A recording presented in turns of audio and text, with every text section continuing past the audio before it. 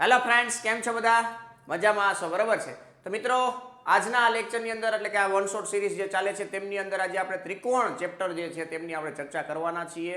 Chapter number 6 ધોરણ 10 ની અંદર જે ગણિત વિષય છે ને એમાં ચેપ્ટર નંબર 6 ત્રિકોણ નામનું છે. બધાને ખબર જ હશે કારણ કે થેલ્સનો પ્રમેય છે, ભૂકા કાઢ નાખ્યા. થેલ્સનો પ્રતિપ્રમેય કરી નાખજો એટલે વાંધો ના આવે. રેડી? તો મિત્રો, આ ચેપ્ટરની અંદર આપણે ખાસ વાત કરવાના છે બેઝિક મેથ્સ વાળાને છે ને 4 માર્કની અંદર બેનિફિટ કરાવી શકાય. કારણ કે થેલ્સનો પ્રમેય તો કર્યો હોય, સાથે સાથે એક ઓપ્શનમાં પણ દાખલો પૂછાતો એની આપણે ચર્ચા કરવાના છે, ખાસ યાદ રાખજો. એટલે આ ચેપ્ટર છે ને થોડુંક પુનરાવર્તન વ્યવસ્થિત કરી નાખવાનું.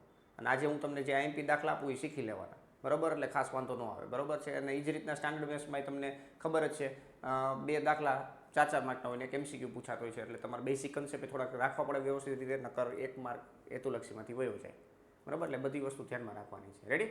અગાઉ આવી રીતના આપણે 1 થી 5 ચેપ્ટર પૂર્ણ કરેલા છે, એવી રીતના આજે આપણે 6થા ચેપ્ટરમાં પણ જોવાના છે. પણ આજે હું તમને થોડાક દાખલા આઈએમપી આપીશ. શું કામ? કારણ કે 6થા ચેપ્ટરની અંદર કન્સેપ્ટ ઓછા છે, દાખલા છે એ તમને પૂછાવા લાયક હોય છે. બેઝિક મેથ્સ હોય, સ્ટાન્ડર્ડ મેથ્સ હોય, એટલે ધ્યાન રાખવાનું છે.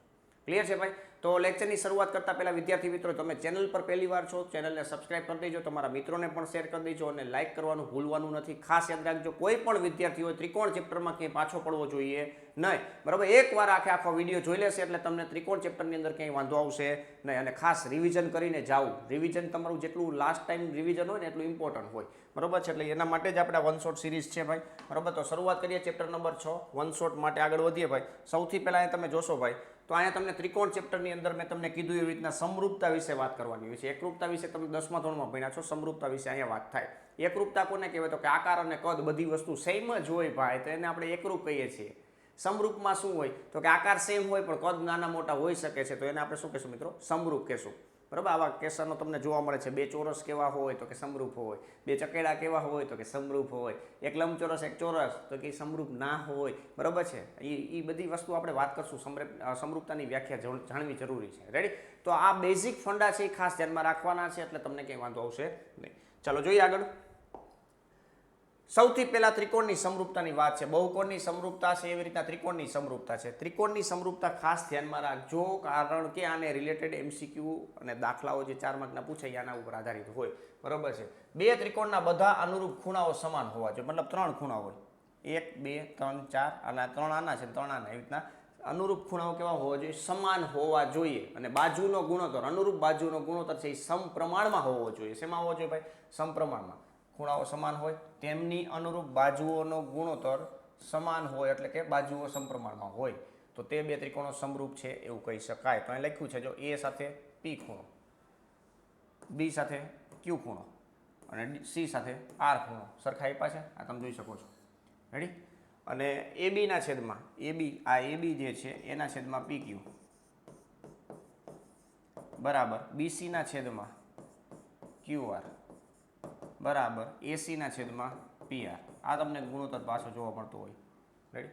આ 2 માંથી એકનું પાલન થતું હોય તો એ ચાલે, કારણ કે અહીં ખુ શરત, બા શરત, આ બધી શરતોનું પાલન થાય છે. રેડી? એટલા માટે આ જો કોઈ 2 માંથી એક શરતનું પાલન થઈ જતું હશે તો આપણે ત્રિકોણ સમરૂપ છે એવું કહી શકશું. અને ત્રિકોણ સમરૂપ હોય તો આ રીતના લખાય છે, ત્રિકોણ ABC સમરૂપ ત્રિકોણ PQR. ખાસ યાદ રાખજો, કઈ સંગતતા માટે છે એ ખાસ ધ્યાનમાં રાખવું જરૂરી છે. આ જ રીતના આપણે લખી શકીએ.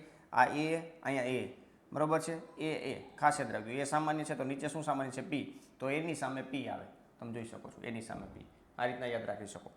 આમાં B છે, આમાં B છે, તો આ 2માં B સામાન્ય છે તો નીચે શું સામાન્ય છે? તો Q સામાન્ય છે, તો B સામે Q આવે. એટલે બીજા નંબરમાં B હોય તો બીજા નંબરમાં Q આવે, બરાબર છે? અને ત્રીજો આપમેળે વધે એ જ વધે, હે ને ભાઈ? વધે એ જ વસ્તુ લખવાની રહે, બીજું કંઈ એમાં ધ્યાન રાખવાનું ના હોય. રેડી? તો એ વસ્તુ ખાસ ધ્યાનમાં રાખજો ભાઈ. આ રીતના તમારે ત્રિકોણની સમરૂપતાને ધ્યાનમાં રાખવાનું. આ જ રીતના બહુકોણમાં હોય, બરાબર? જેમ કે આપણે સ્વાધ્યાયમાં સ્ટાર્ટિંગમાં તમે જુઓ, વર્તુળ આપ્યા છે, ચોરસ આપ્યા છે, સમભુજ ત્રિકોણ, 2 ત્રિકોણો, 2 સમભુજ ત્રિકોણ હોય તો હંમેશને માટે સમરૂપ જ હોય. આ ખાસ યાદ રાખજો. તો અલગ અલગ ત્રિકોણો છે ને, એક વિષમ બાજુ હોય ને એક સમબાજુ ને, એવી મતલબ કોઈ ત્રિકોણો આપેલા છે વિષમ બાજુ, તો એના માટે તમે આ ચર્ચા કરી શકો આ પોઈન્ટથી. ક્લિયર છે? એટલે આ કન્ડિશન ભૂલાય નહીં. આમાંથી કોઈ પણ 2 બાજુ આપી હોય, 3 બાજુના માપ આપ્યા હોય, એકનું ગોતવાનું હોય તો આપણે કામ કરવાનું થાય ત્રિકોણની સમરૂપતાનો. ક્લિયર છે? આ કન્સેપ્ટનો ઉપયોગ કરી અને 4 માર્કના દાખલાઓ પૂછી શકે. મિક્સિંગ, બરોબર છે? મિક્સિંગ હજી આગળ આપણે કન્સેપ્ટ આવશે એ બધું મિક્સિંગ કરીને તમને પૂછાતું હોય છે. રેડી? આ સમરૂપ વિશે ધ્યાનમાં રાખવાનું. ચાલો, બાકી તમારે વાંધો નહીં આવે આગળ. હવે નેક્સ્ટ સીધું આપણે આવે સમપ્રમાણતાનો મૂળભૂત પ્રમેય, બરોબર છે? તો એની ચર્ચા કરી. ચાલો જો અહીંયા સમપ્રમાણતાનો મૂળભૂત પ્રમેય, પ્રમેય 6.1 લખી શકાય, અથવા થેલ્સનું પ્રમેય એવું નામ છે. સમપ્રમાણતાના મૂળભૂત પ્રમેયનું બીજું નામ શું છે? તો કે થેલ્સનું પ્રમેય છે. ખાસ યાદ રાખજો મિત્રો, પરીક્ષામાં કઈ રીતના પેપર લખવું જોઈએ એ પણ આપણે ઓલરેડી લેક્ચર અપલોડ કરેલો છે, એટલે એ જોઈ લેજો. તેની અંદર મેં કીધેલું છે કે પ્રમેય કેવી રીતના લખવાનો છે. બીજી વસ્તુ આંકડા શાખાનો દાખલો હોય તો કઈ રીતના લખવો, કોઈ બીજા નાના મોટા હેતુલક્ષી પ્રશ્ન હોય તો કઈ રીતના લખવું, ક્યારે કઈ લીટી છોડવી, બધી વસ્તુ કીધેલી છે. બરાબર, એટલે ડિસ્ક્રિપ્શનમાં લિંક આપેલી છે, એટલે એ પણ જોઈ લેજો. અને દરેક ચેપ્ટરના તમારે હેતુલક્ષી પ્રશ્નો જોવા હોય તો એની પણ આપણે એક સિરીઝ બનાવેલી છે, ધુરંધર સિરીઝ. MCQ ધુરંધર હશે બધા, પરીક્ષામાં પૂછાઈ શકે એવા જ પ્રકારના. ક્લિયર છે? એટલે એ પણ તમારે જોઈ લેવી. બરાબર છે. તો આ જે સમપ્રમાણતાનું મૂળભૂત પ્રમેય છે ને, એની અંદર પહેલાં તો પ્રતિજ્ઞા તમને નથી આપી, તો પ્રતિજ્ઞા તમારે લખવી પડશે. આ યાદ રાખજો, પ્રતિજ્ઞા તમારે લખવી પડે. બરાબર છે. તો અહીંયા તમે જો લખી છે પ્રતિજ્ઞા, જો ત્રિકોણની કોઈ એક બાજુને આવી રીતના કટકા કરી નાખવાના. જો ત્રિકોણની કોઈ એક બાજુને સમાંતર દોરેલી રેખા, સમાંતર દોરેલી રેખા, ત્રિકોણમાં 3 બાજુ હોય, એમાંથી કોઈ એક બાજુને સમાંતર દોરેલી રેખા બાકીની 2 બાજુઓને ભિન્ન બિંદુમાં છેદે, બાકીની 2 બાજુઓને ભિન્ન બિંદુઓમાં છેદે અહીં લગી પક્ષ આવ્યું. બરાબર, પક્ષનું કામ થયું. તો એટલે જો આ BC છે, BC ત્રિકોણ ABC છે, એની એક બાજુ કઈ તો કે BC, BC ને સમાંતર દોરેલી રેખા કઈ છે તો કે આવડી આ L નામ આપો, D નામ આપો, J નામ આપો. બાકીની 2 બાજુને ભિન્ન બિંદુમાં છેદી, એક D માં છેદી અને એક E માં છેદી, 2 બિંદુએ છેદી. તો એટલે જે સાબિત કરવાનું છે તે, તો બાજુઓ પર કપાતા રેખાખંડો, એટલે એક આ કટકો થયો, એક આ બાજુ કટકો થયો. રેડી? બાજુઓ દ્વારા કપાતા રેખાખંડોનું સમપ્રમાણમાં વિભાજન કરે છે. બરોબર છે, સમપ્રમાણમાં વિભાજન કરે છે, એટલે કે AB ના છેદમાં BD, અથવા તો સોરી અહીંયા AB ના છેદમાં DB એવું છે. બરોબર ને? ચાલો અહીં જોજો, AD ના છેદમાં DB બરાબર AE ના છેદમાં EC. આખો પ્રમેય આપણે ડિટેલમાં સમજાવેલો, એ પણ તમારે સમજવું સમજી શકો છો. આ કટકાના છેદમાં આ કટકો બરાબર આ કટકાના છેદમાં આ કટકો, આ રીતના તમે યાદ રાખી શકો છો. ભાઈ અહીંયા હજી આના ઉપરથી બીજું તમે યાદ રાખી શકો છો. આ આપણું સાબિતી છે, પણ આપણે અહીંયા ખાલી સમજૂતી જ આપી છે. અહીંયા ABCમાં DE સમાંતર BC છે. આ બે સમાંતર હોય તો જ તમે આવું કરી શકશો, નકર નહીં કરી શકો. ગમે ત્યારે આવું ત્રિકોણ દેખાય કટકો મારી દીધો તો એવું ના કરી શકો, સમાંતર હોવું જોઈએ. રેડી? હવે આના સિવાય તમારે બીજું શું ધ્યાનમાં રાખવાનું ખબર? આ કટકો છેદમાં આખો કટકો, બરાબર, એટલે કે AD ના છેદમાં AB બરાબર. તો આ બાજુ જે રીતના લીધું છે એ જ રીતના સામેથી લઈ શકો. આ કટકો છેદમાં આખો કટકો. જોઈજો ભાઈ, આના દાખલા પૂછાવાના 4 માર્કમાં, પ્રમેયની સાથે આના દાખલા પૂછાશે. બરોબર છે, ખાસ યાદ રાખજો. એ જ રીતના અહીંયા તમે લઈ શકો, DB છેદમાં આખો કટકો બરાબર, નીચેનો કટકો ઓલી બાજુ અને આખો કટકો. રેડી? તો આ 3 સૂત્રો આ રીતના બની શકે. ખબર પડે ભાઈ? આ 3 સૂત્રો આ રીતના બની શકશે, એટલે ધ્યાનમાં રાખજો. બરાબર? આ સિવાય આ બે સમાંતર આપ્યા હોય તો આ ઉપરનો ત્રિકોણ આખો ત્રિકોણ એવી રીતના તમે કહી શકો સમરૂપ છે. રેડી? કારણ કે સમાંતર છે, તો એના ઉપરથી ને કામ થાય. જો આ ત્રિકોણ બે ડ્રો કરી નાખું નોખા,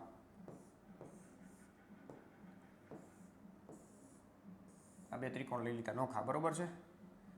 આ ADC છે, ADE અને આ ABC છે. તો આના ઉપરથી તમે શું લખી શકો? તો અહીં જોઈ શકો છો ભાઈ, આ બાજુ છે AD ના છેદમાં AB